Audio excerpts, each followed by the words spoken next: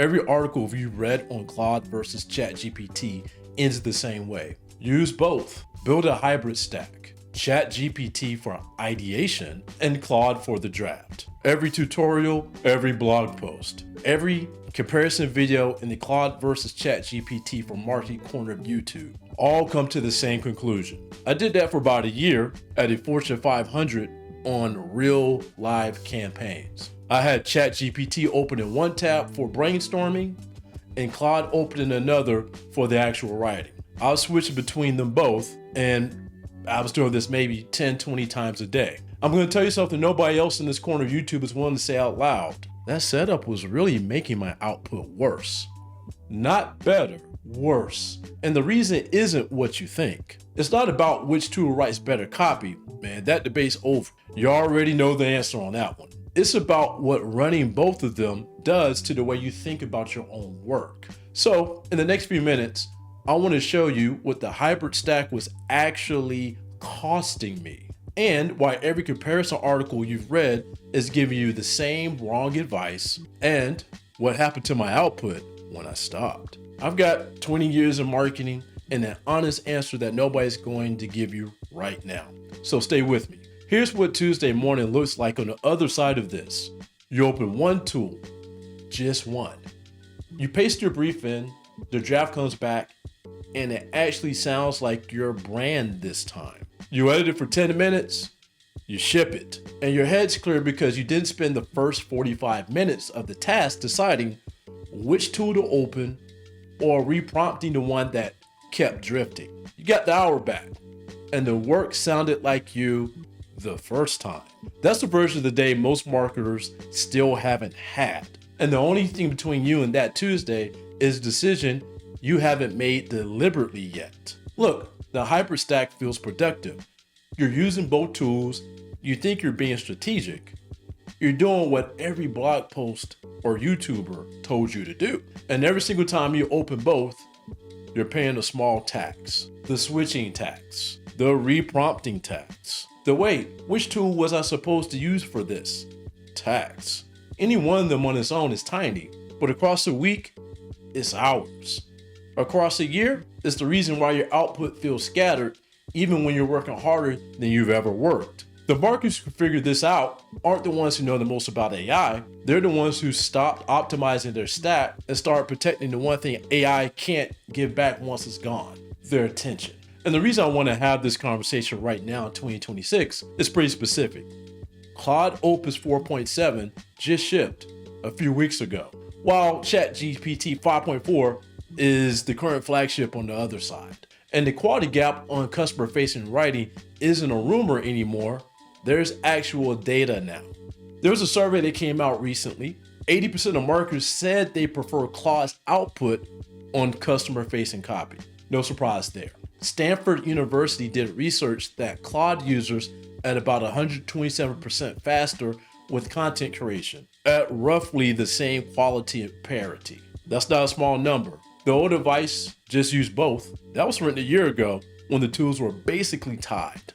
They aren't anymore, and running them side by side today doesn't give you the best of both. It gives you a switching habit you don't need and writing that never really commits to one voice. So I'm going to show you three things. What the hybrid stack was actually costing me, the one mental move that changed everything about how I work, and the two places where honestly, ChatGPT still wins. I'm not here to pretend otherwise. The part most people get wrong, I will talk about in a bit, so stay with me. So let me tell you what the hybrid stack actually cost me. And it wasn't money, it was attention.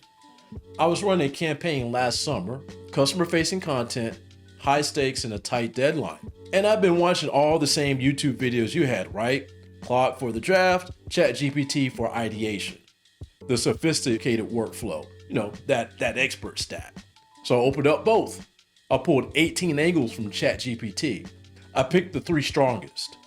Moved over to Claude to start drafting.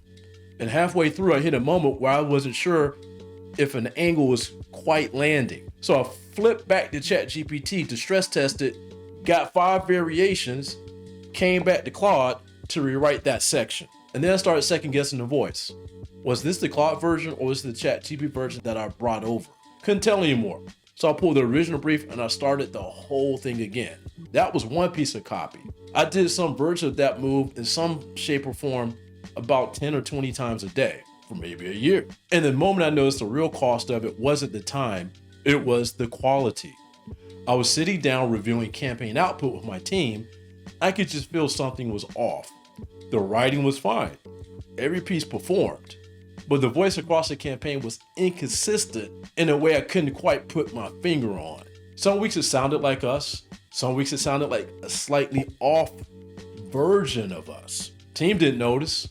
The data can't flag it, but I could hear it. And once I could hear it, I couldn't unhear it. What I eventually figured out was this. Every time I switched tools halfway through a task, I was introducing a little seam, a small shift in rhythm, a different word choice, the point landing on a different sentence than it would have. And every time I reprompted to try to fix that seam, I was teaching myself that close enough was the standard now. The hybrid stack doesn't just cost you time, it costs you the ability to hear your own voice clearly. And I know how that sounds. But I think if you've been doing this for a while and you slow down and actually listen to the last month of output you've shipped, you'll hear exactly what I'm talking about. And I know I'm not the only one. There's a senior marketer I respect. She put up a post on LinkedIn a few months back. She had moved her whole content workflow into Claude after running that hybrid setup for about a year. Her exact line, which I wrote down: "I didn't realize how much I was spending on the switch until I stopped making it." That's it. That's the whole cost right there. So if the hybrid stack is the tax, what actually replaces it? Let me show you where committing to one tool actually changes the output and where honestly keeping both still makes a little bit of sense. All right, so every comparison article out there wants to split this into like 5 different categories: coding, writing, research, data, and image generation. I'm going to save you the tour because I think that's how these tools stay in the top forever. One wins here, one wins there. Call it a draw, use both. I'm going to give you the 2 places where the gap is undeniable. And if most of your work lives in these 2 places, the decision is already made. You just haven't said it out loud yet. The first place, anything customer facing: emails, landing pages, ad copy, sales enablement, anything a real person is going to read and either respond to or delete. ChatGPT has a recognizable cadence now. Writers and marketers have a name for it. They call it the AI voice. It's a corporate rhythm, same transitions, same opening moves, same sentence length 3 times in a row. And there's a specific word list marketers can spot on site now. That list includes delve, utilize, navigate. I bet if you look at your last ChatGPT output right now, at least one of those words is in there. And you've probably been deleting them for a year without fully clocking that you've been doing it. Claude just doesn't write that way by default.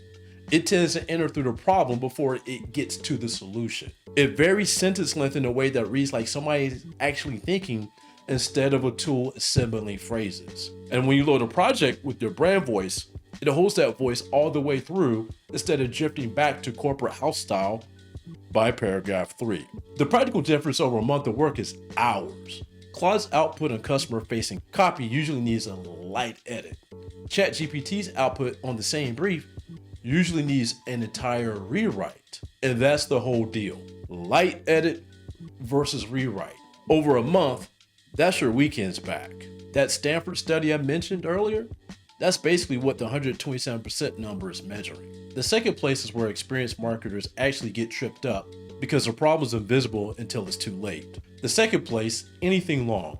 Briefs, strategy docs, email sequences, anything over 1,000 words where the tone has to hold up from top all the way to the bottom. ChatGPT has a drip problem on long pieces. It starts sharp, it holds the voice for like 400 words, and then somewhere in the middle, it starts writing for a slightly different audience. The tone that was pointed at the top goes soft, and by the end, you're in a totally different register. I know you've experienced this. You've probably fixed it manually without even stopping to ask yourself why it keeps happening. On the other hand, Claude's context just holds. You load your brand guidelines, your audience profile, your full brief, and it stays consistent end to end. And for anything that has to read as one cohesive piece, That's not a small advantage. That's the difference between done and do it again. So, 2 places, customer facing and long form. And if most of what you produce all week lives in those 2 buckets, committing to Claude for work isn't a preference call, it's a quality call. And that's the part, just use both, advice completely skips. Okay, at the top, I told you I'll give you the real answer. And this is the part that makes the answer more complicated than I wish it actually was. ChatGPT still wins in 2 specific situations. And if you walk away from this video thinking I just told you to delete your account, you're gonna leave real capability on the table. First, when you need a lot of ideas fast, different angles, wide variety, twitty options to react to, ChatGPT generates more range faster. Claude's more deliberate. That deliberateness is an asset when you're executing. It's a liability when you're in exploration mode and when you want to pressure test 20 directions in the next 90 seconds. I actually ran a test on this a couple months ago, ran the same brief into both tools. Just headline concepts only, early stage not final copy.